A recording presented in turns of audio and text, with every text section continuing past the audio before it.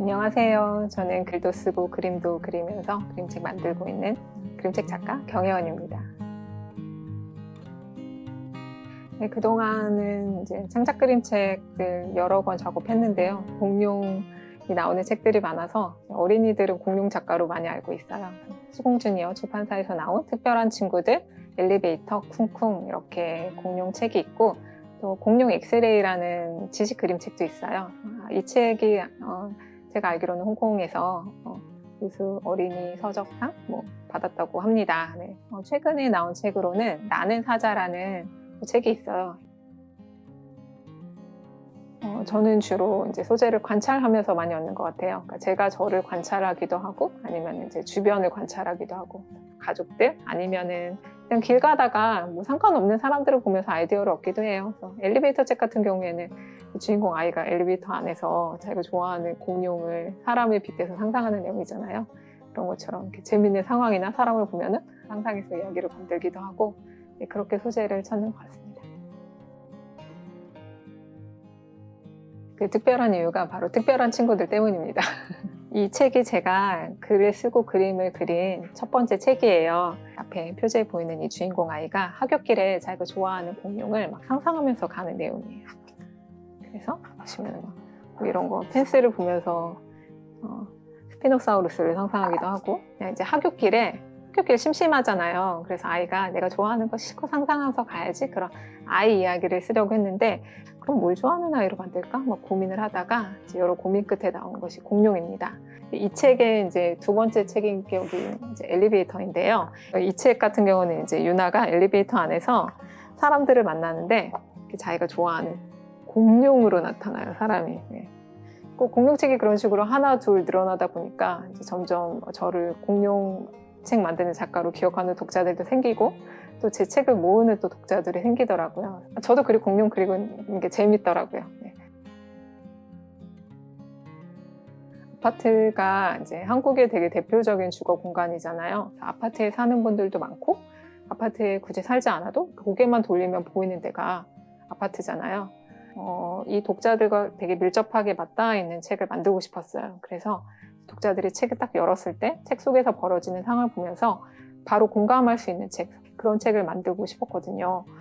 그 앞선 책들이 어떻게 보면 이제 판타지가 일어나는 책인데, 아파트가 그 판타지가 일어나기 되게 좋은 장소라고 생각했어요. 왜냐하면 아파트는 사실 편리하기도 하지만 불편한 것도 되게 많잖아요. 근데 이런 환경이 특히 어린이에게는 되게 답답하다고 많이 여겨지잖아요. 이런 환경이 오히려 판타지가 일어나기 아주 최적의 장소라고 생각을 했습니다. 사실 우리가 너무 좋고 재밌는 공간에 가면은 판타지가 일어날 필요가 없어요. 그냥 그 공간에 내가 막 동화돼서 열심히 놀면 되거든요. 근데 아파트처럼 재미없고 칙칙하고 불안한 공간들이 판타지가 확 하고 일어나기에 아주 최적의 공간이라고 생각했습니다. 그래서 아파트를 책 속의 주 배경 공간으로 설정을 했어요. 그리고 보시면은 특별한 친구들은 아파트까지 가는 아이의 여정이잖아요. 그래서 아파트 밖이 나오고, 엘리베이터는 아파트 아예 안으로 들어와서 작은 엘리베이터 안에서 판타지가 일어나고, 그리고 쿵쿵은 아예 이제 집 안으로 들어와요. 방에서 일어나는 거잖아요. 그래서 밖에서 보면 배경은 점점 작아지는데 판타지는 점점 커지거든요. 나중에 쿵쿵에서는 공룡들이 막 방에서 뛰어나고 막 난장을 치니까, 이렇게 뭔가 더 좁아지는 공간에서 더 많이 커지는 판타지, 이 간극을 확 벌려서 독자의 상상력을 더 많이 자극하고 그려보고 싶었습니다. 제 책 중에 촛불책이 있는데요. 이 책을 홍콩 독자분들께 소개를 해드리고 싶어요. 이 책 같은 경우는 제가 그동안 만들었던 책하고는 조금 다른 시도를 한 책이거든요.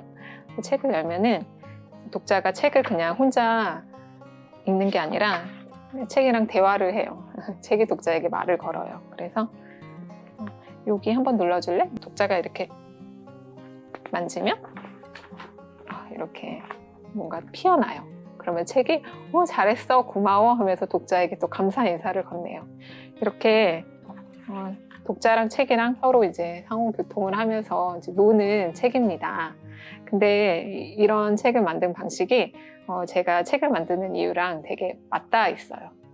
사실 제가 이렇게 그림책을 만드는 이유는 독자들과 놀고 싶기 때문이에요. 근데 이제 제가 독자들 다 일일이 만나서 놀 수는 없기 때문에 저는 이렇게 책을 만들었고 이 책과 같이 놀아요 라는 마음을 책에 담았거든요. 작가의 말에도 제가 만든 초는 책을 열면 있어요. 아무리 켜도 녹지 않아요. 계속 켜있는 책이니까, 저희는 촛불책이니까. 네. 이게 정말 제 마음이에요. 그래서 그 책과 함께 홍콩 독자님들과 재밌게 놀고 싶습니다. 홍콩 독자들과 책으로 만날 수 있게 돼서 진짜 얼마나 기쁘고 영광인지 모릅니다. 사실 저는 그림책 작가가 될 줄은 몰랐거든요. 그래도 이야기를 만들면서 살고 싶다는 생각은 늘 했었어요. 저에게 있어서 그 책이나 영화 이런 이야기는 제가 현실에서 되게 힘들 때마다 도망가는 어떤 안식처 같은 곳이에요.